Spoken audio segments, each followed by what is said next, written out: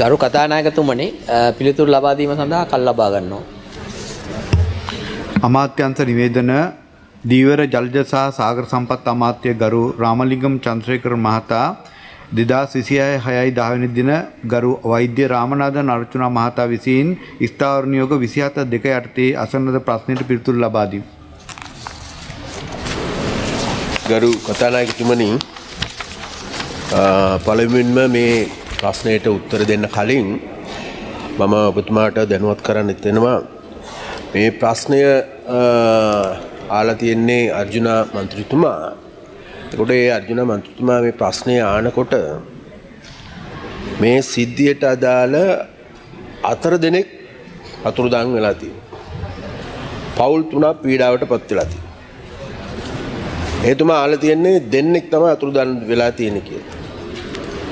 ඒකාරා පේනවා එතුමා මේ පිළිබඳව අවබෝධයකින් තොරව සොයා බලන්න නැතුව නිකන් මීඩියා ෂෝ එකක් පෙන්වන්න තමයි ඉල්ලලා තියෙන කෙනෙක් තමයි මට පේන්න තියෙන්නේ.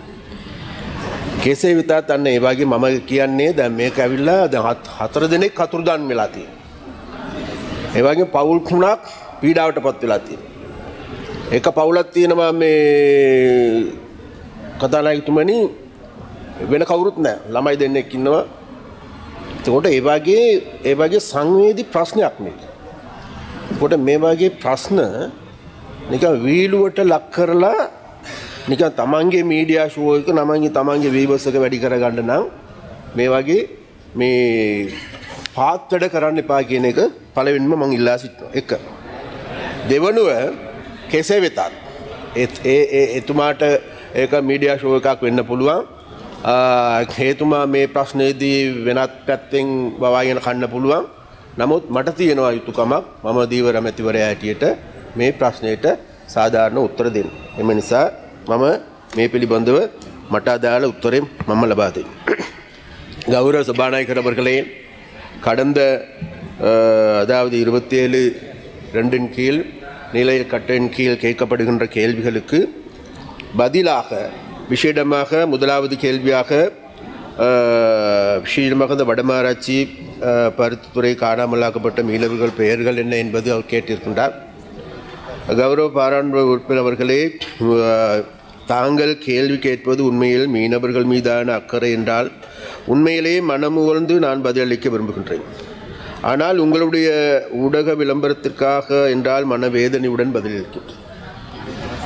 ஏனென்றால் அதாவது இதில் காணாமல் போனவர்கள் 2 பேர் அல்ல 4 பேர். அதில் முதலாவது நபர் எடுத்துக்கொண்டால் உங்களுக்கு ஞாபகமூட்ட விரும்புகின்றேன். 27/5/2026 அன்று பருத்தித்துறை பகுதியிலிருந்து கடற்துறை நடவடிக்கைகளுக்காக கடலுக்கு சென்று 2 மீன்பிடி படகுகளும் 4 மீனவர்களும் காணாமல் போனதாகவே தெரிவிக்கப்படுகின்றது. அதுதான் உண்மை. 27/5/2026 ஆண்டு அன்று இரவு சுமார் 11 மணி அளவில் பருத்தித்துறை பகுதியில் உள்ள முனை இறங்குத்துறையிலிருந்து மீன்பிடிக்க புறப்பட்ட பின்னர் காணாமல் போன 2 மீனவர்கள் குறித்த தகவல்கள் பின்வருமாறு. படகின் இலக்கம் OFRP A 3892 ஜப்னா நோட். முதலாவது நபருடைய பெயர் சோதிலிங்கம். அவருடைய அடையாள அட்டை இலக்கம் இணைக்கப்பட்டிருக்கின்றது. இரண்டாவது கஜிகுமார், அவருடைய வயது 37, முதலாவது உடைய வயது 54. அதே போன்று 27/5/2026 மாலை 6 மணி அளவில் பருத்தித்துறை பகுதியில் உள்ள கட்கோவளம் இறங்குத்துறையிலிருந்து மீன்பிடிக்க சென்ற பின்னர் காணாமல் போன 2 மீனவர்கள் குறித்த தகவல்கள் பின்வருமாறு.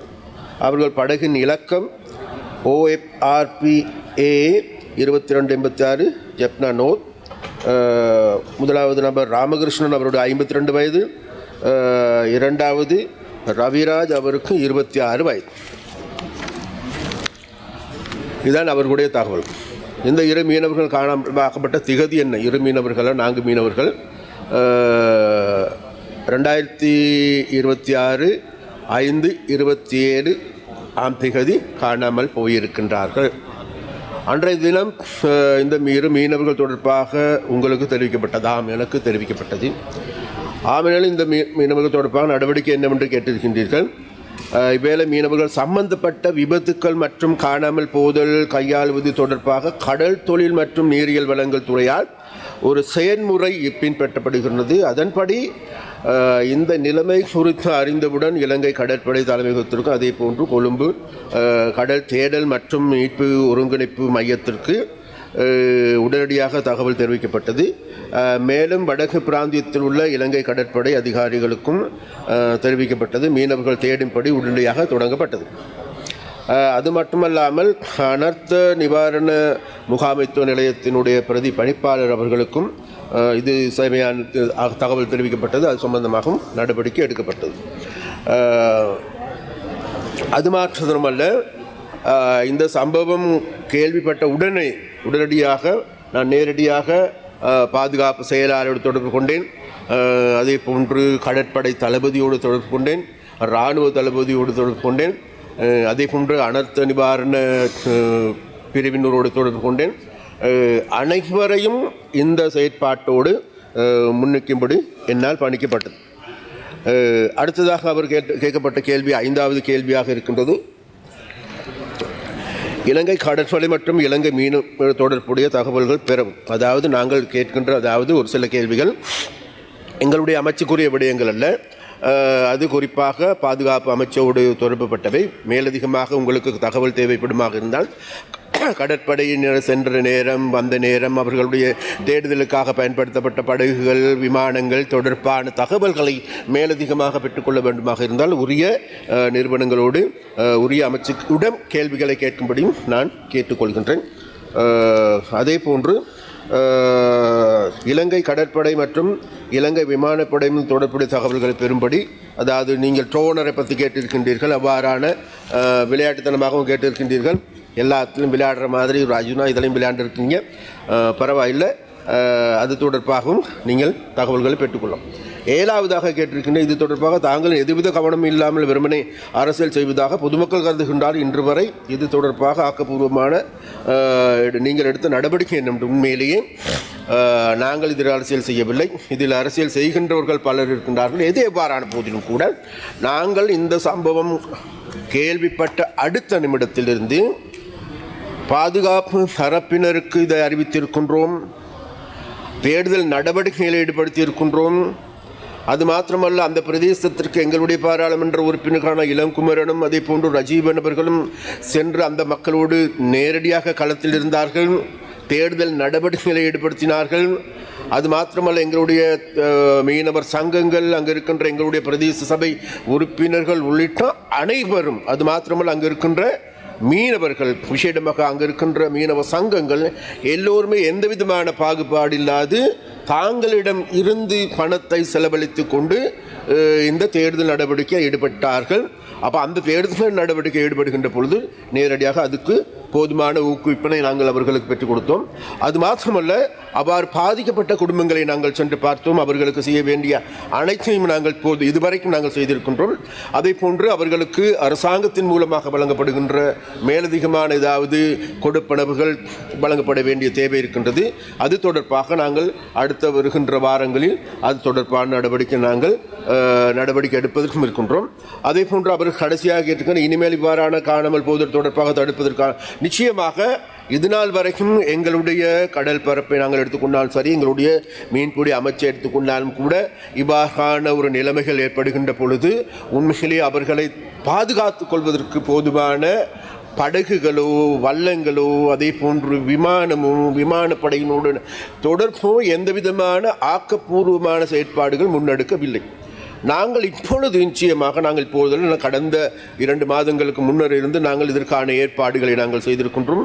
அதற்கு பாதுகாப்பு அமைச்சர், அதே போன்று பாதுகாப்பு செயலாளர், அதே போன்று அனைவரோடும் இது தொடர்பாக நாங்கள் கலந்துரையாடி இது தொடர்பான நடவடிக்கைகளை நாங்கள் எடுத்திருக்கின்றோம். அதனால் நாங்கள் எதிர்பார்க்கின்றோம் எதிர்வரும் காலங்களில் மக்களிடமும் மாத்திரமல்ல மீனவர்களிடம் ஒன்றை நாங்கள் கேட்டுக்கொள்கின்றோம். மீனவர்களே, நாங்கள் எச்சரிக்கை விடுகின்ற பொழுது, அதாவது கடல் தொழில் அமைச்சின் கீழ் எச்சரிக்கை விடுக்கப்பட்ட பிறகு கடலுக்கு செல்ல வேண்டாம் என்று அதை நீங்கள் அவதானத்தில் எடுக்க வேண்டும் நாங்கள் கேட்டுக்கொள்கின்றோம். அதே போன்று எங்களுடைய பாதுகாப்பு அங்கிகள் அணியாது செல்லுகின்றோம். அதன் ஊடாகவும் எங்களுக்கு பாதிப்பு ஏற்பட்டிருக்கின்றது. அப்போ அந்த வகையில் விஷயம் நிச்சயமாக அதற்கான நடவடிக்கையில் நாங்கள் தொடர்ச்சியாக நாங்கள் எடுத்து வருகின்றோம் என்பதை கோரிக்கொள்ள விரும்புகின்றேன். நன்றி. ගරු මන්ත්‍රීතුමා நன்றி. பாசத்துக்கும் நேசத்துக்கும் உரிய மீன்பிடித்துறை அமைச்சர் சந்திரசேகரன் அவர்களே, நீங்கள் சொல்லியிருந்தீங்க 4 மீனவர்கள் உண்டு. நான் உங்களுக்கு கடிதத்தை போட்டிருந்தேன் 2 மீனவர்கள் நான் பார்த்து நான் உங்களுக்கு 1 2 3 4 என்ன தெரியுமாண்டு பரவாயில்ல என்றீங்கள். என்னென்றால் நான் கேட்க வேண்டிய கேள்வி, உங்களுடைய அரசாங்கம் இந்த மக்களுக்கு கொடுத்த வாக்குறுதிகளில் முக்கியமாக கொடுத்தது வந்து அந்த மீன் பிடிக்கிற ஆப், அந்த இங்கே கூட மீன் நிற்குதுன்னு சொல்லி மீன் பிடிக்கிற ஆப் கொண்டு தாரன்னு கூட ஜனாதிபதி தாரன்னு சொல்லி இருந்தவர். எப்போ அந்த ஆப்பை தருவீங்கன்னா நாங்கள் கூட எங்கே மீன் நிற்குதோ அங்கே போய் பிடிக்கலாம்.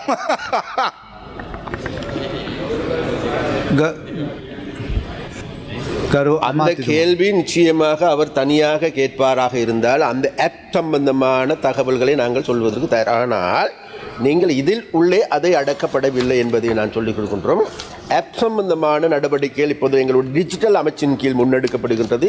எதிர்வரும் காலங்களில் மீனவர்கள் எங்கே இருக்கின்றது என்பதை விட மீனவர்களை இதைவிட கூடுதலாக கண்காணிக்கக்கூடிய விஎம்எஸ் என்கின்ற யந்திரம் இருக்கின்றது. அந்த யந்திரத்தின் மூலமாக கண்காணிக்கின்ற நடவடிக்கை, அதை போன்று மீனவர்களுக்கு மேலதிகமான உதவிகளை செய்கின்ற நடவடிக்கையும் நாங்கள் அதற்கான ஆப்பையும் தயாரித்து வருகின்றோம்.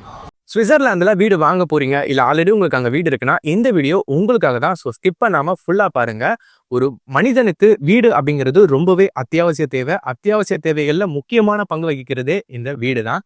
ஸோ அப்படி வீடு வாங்குறது விற்கிறது இது சம்பந்தமா உங்களுக்கு இருக்கிற நிறைய ப்ராப்ளத்துக்கு சொல்யூஷன் தர ஒரே இடம் தான் உங்கள் செல்வாசக். Your future our vision. இப்போ சுவிட்சர்லாந்துல வீட்டோட வட்டி விகிதத்துல வந்து நல்ல மாற்றம் வந்திருக்கு, நிறைய குறைஞ்சிருக்கு. ஸோ நீங்க ஏதாவது அக்ரிமெண்ட் போட்டு வச்சிருக்கீங்கன்னா இப்பவே அதை ரெனிவல் பண்ணி மாற்றி வச்சுக்கிட்டீங்கன்னா உங்களுக்கு நிறைய ப்ராஃபிட்ஸ் இருக்கும். ஸோ இது சம்பந்தமா உங்களுக்கு ஏதாவது அப்டேட்ஸ் வேணும், இந்த மாற்றத்துல உங்களுக்கு ஏதாவது டவுட் இருக்கு அப்படின்னா மறக்காம ஸ்கிரீன்ல தெரிய நம்பர் கால் பண்ணுங்க.